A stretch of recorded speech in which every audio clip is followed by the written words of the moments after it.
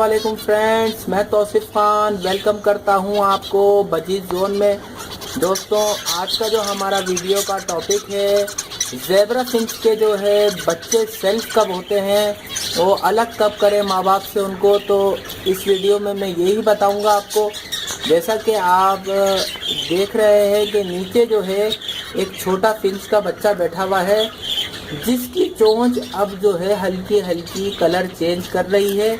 यानी ये बच्चा जो है सेल्फ हो गया है, जो खुजा रहा है, खुजली कर रहा है, ये देखें परों में, ये बच्चा सेल्फ हो गया है अब, क्योंकि इसकी चोंच जो है वो है कलर तब्दील कर लिया है। अब ये सेल्फ हो गया है, अब ये अलग करने के काबिल हो गया है माँ बाप से।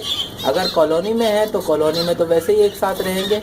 ये जो है ऊपर एक और बच्चा बैठा हुआ है बच्चों, ये दोस्तों ये बैठा हुआ है एक बच्चा है, ये मैं आपको दिखाता चलूँ। वो भी सेल्फ हो गया, वो झाँक रहा है पीछे छुप के थोड़ा सा, वो देखें अकेला मटकी पे बैठा हुआ है। ये आ गया, ये भी सेल्फ हो गया। हल्का चोंच का कलर आया है इसका, और हल्का जो है चेंज हो रहा है, लाइट जो है रेड हो रहा है हल्का। ये कलर चेंज किया है काले से इसने, तो ये सेल्फ हो गए बच्चे। जब आप माँ बाप से अलग करने हैं आपने बच्चे, तो आप चोंच का कलर देखें, उनका हल्का चेंज हो गया है, तो यानी वो खाने के पीने के काबिल हो गए हैं।